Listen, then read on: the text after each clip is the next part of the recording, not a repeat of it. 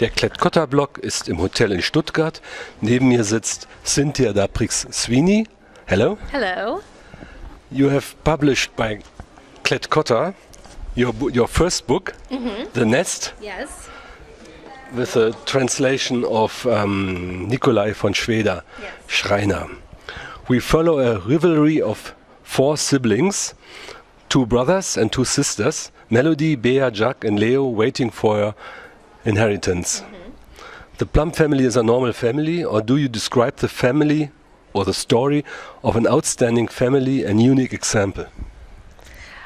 I think they're normal in the sense that they are not very normal. So that seems to me something that can be applied to most families.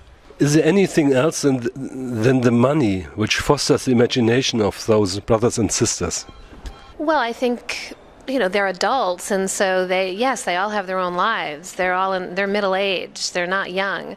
So they've made choices about their lives. They have careers, most of them, some of them not doing so well. But what fosters their imagination is a desire to succeed. They have all spent a lot of money, and now they are waiting for the nest. Right. Yes. Leo, irresponsible, goes too far. He overdoes everything. The little affair with a 19-year-old waitress and the accident with the SUV. Her mother helps him with the trust called the nest. Does the family has the power to help each other? Well, the mother has the money. She has the resources to help him, so she does. I don't think that the siblings necessarily at the beginning of the book have the desire to help one another. But the mother does answer to the question of Leo. She writes a check to cover up his indiscretion. So I guess if that can be considered help, she helps him. She helps a very bad situation go away. But she's really helping herself as much as helping him. Leo, the eldest brother, seems to be responsible for the broken nest, and Jack is an antique dealer. Bea, who tries to become an author, and Melody, who tries to follow every step of their twin daughters with the app Stalkerville. Are there certain similarities? Jack as a little Leo? So I guess somewhat. He's the younger brother, so he. I think he resents Leo. So maybe their similarities are that they are both think of themselves primarily, not so much the people in their lives. I would also ask something about Bea. What does writing mean to Bea? Well, it's her livelihood. It's the thing she wants to be doing, and she's struggling with it. So it's something that she felt that she was good at, and then found that she struggled to the point of not really doing it anymore. So it's the thing that she wants to reclaim and get back in her life the most. Did you reflect some ideas of your own writing with Bea? No, our experiences are not even remotely similar. But I knew a lot of writers in New York, and so her story is not an uncommon one. There are many, many people who you can think about who seem to become very successful very young, and then you sort of never hear from them again. And I always wonder what happens in that situation. When have you had your first idea to write a book? Well, I went to graduate school in 2011 to write fiction, to get a master's degree in fiction. So I was thinking all the time about what to write. It was a lot of work, and you had to produce a lot of materials. So I had a lot of ideas, and the setup for the nest came to me during that time. But the first idea was to go to the school, or to write first the novel? No, the novel came out of the school experience. In the beginning, did you have a sort of storyboard in mind, or did you observe your characters? Did you allow them to develop their individual personalities? I didn't have a storyboard in mind, but the characters didn't really act on their own. I figured out what they were going to do, but very slowly, piece by piece.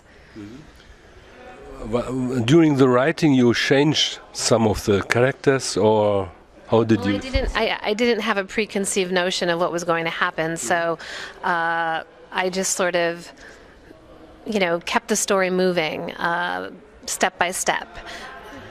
Did you assign to them certain characteristics in the start of your writing before you write? Well, yeah. I mean, you have to. If you're writing about someone, you have to know who they are. I mean, they have to have a personality, or it would be impossible to write. So you sort of decide very quickly what their personality is. What do you find most interesting in writing a novel? The development of the characters, or the criticism of society, or her desire for more and more money, or is it the construction of the story? How you did, by example, to create suspense? I think, the thing I find most successful about writing a novel is that it is a very engrossing experience, and it's something that you can live in for a very long time, and it's just you in the book, and I don't ever think of criticizing society. That's not how I write. I just want to tell a story that seems believable and interesting, and then if people take from that story bigger messages, that's great, but that's never my intention. But this search for money and this intensive desire for money, that is, I think, a sort of criticism of this society, isn't it so? No, I think it's an observation. I just think that's the society we live in. So, but also, I was just writing about one family, and